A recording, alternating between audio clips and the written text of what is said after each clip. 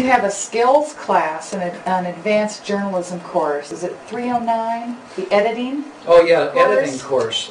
Where it's more analysis and application of concepts, and that you've switched around a lot using technological advances and things. Maybe you could talk about that a little bit. Technology helps there too. You know, Neil Postman wrote a book called Technopoly, Culture Surrender to Technology.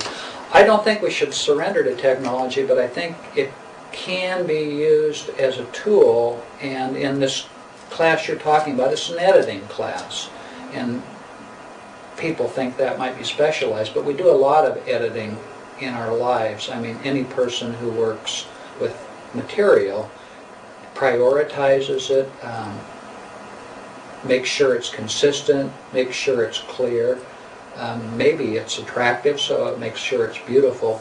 So there are definite concepts that sort of organize what one would do even in a skills class.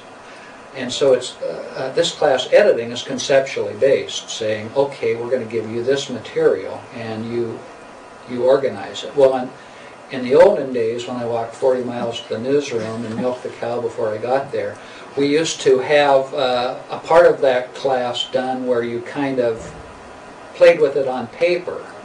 Cut and paste. Cut and paste, where you kind of pretend that the story goes here, and you count out the title for it, what we call the heading, the headline for it. And now with the technology, we're able to, students are able to do this electronically using computers, bring down real stories. We have newspapers around that let us use the stories off of their electronic paper and bring them in. Students then have to design a whole page, say it's a front page of a newspaper, front page of a website, or maybe a magazine.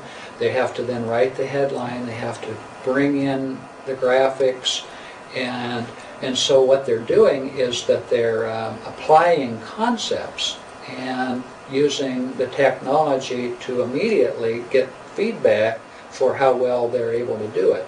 And the technology also then allows the instructor, me, to bring up their page on the screen and say, okay, here's what Ann did. And that's used for discussion and oh, lots of discussion. Yeah. Then they're able to, you know, again, we learn by hearing, we learn by seeing, we learn by doing. And doing, in this case, is doing in feedback and being able to talk about what somebody else did as opposed to what you did. It's all that give and take and discussion that takes learning to a new level.